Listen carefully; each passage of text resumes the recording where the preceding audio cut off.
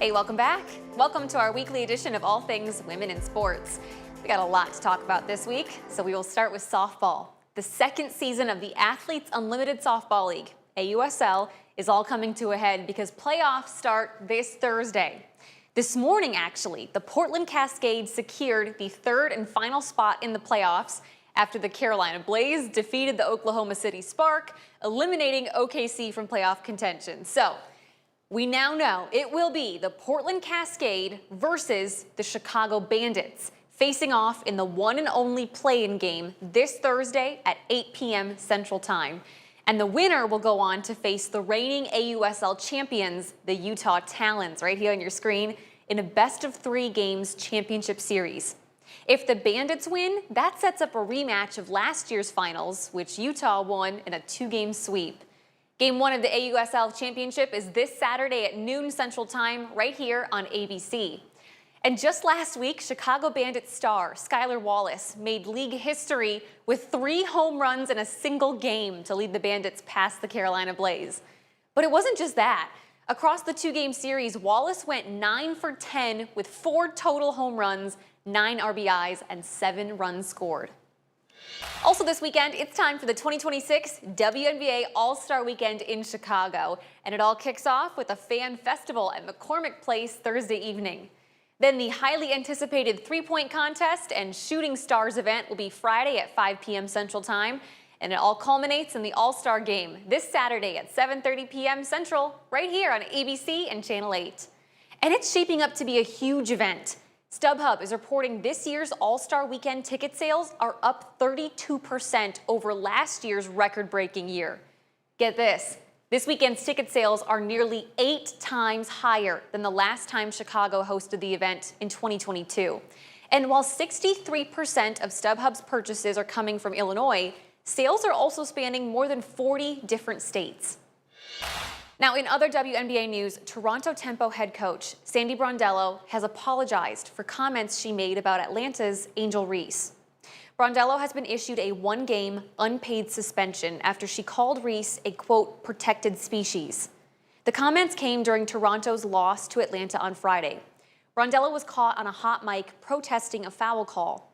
That term that the Australian head coach used is common in rugby and Australian basketball. It describes players who get favorable whistles. But the WNBA said the phrasing was inappropriate, and it expects all personnel to uphold the highest standards of professionalism and respect.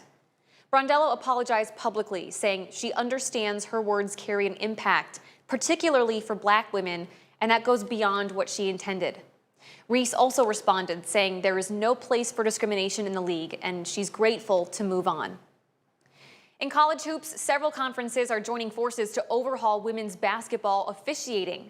The ACC, alongside conferences like the Big East, Atlantic 10, Big South, Ivy League, and others, are working to recruit and retain reffing staff. And the hope is to create a tiered pipeline that will allow newer officiants to work their way up from mid-majors to powerhouse conferences.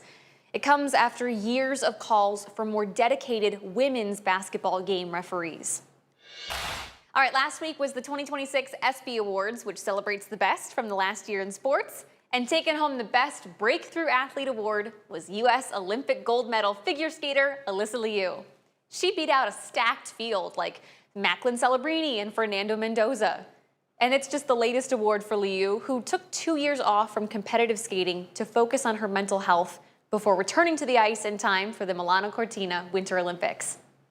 Now, the ESPY for Best College Athlete went to basketball champion Lauren Betts. The former UCLA women's center used the win to advocate for mental health, saying the strongest people are the ones who have the courage to let someone walk through the struggle with them. And A'ja Wilson picked up 2 awards at the ESPYs. She won Best WNBA Player and also Best Athlete in women's sports.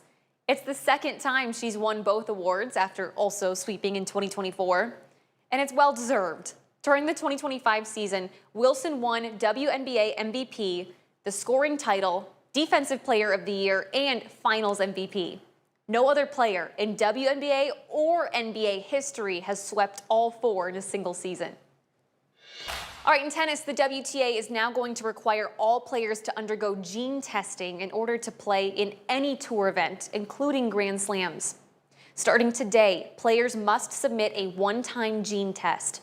The WTA declined to issue a press release on this matter, declined to discuss its reasoning, and also declined to confirm if players or medical experts were consulted on this new mandate. And finally tonight, two members of Team Canada's hockey team are now engaged. Emily Clark and Jamie Borbanis made the announcement last week. The two have spent years together in Canada's national team program, and they have won several world medals on the ice together. Congratulations to both of them. That'll do it for this week's edition of Women in Sports.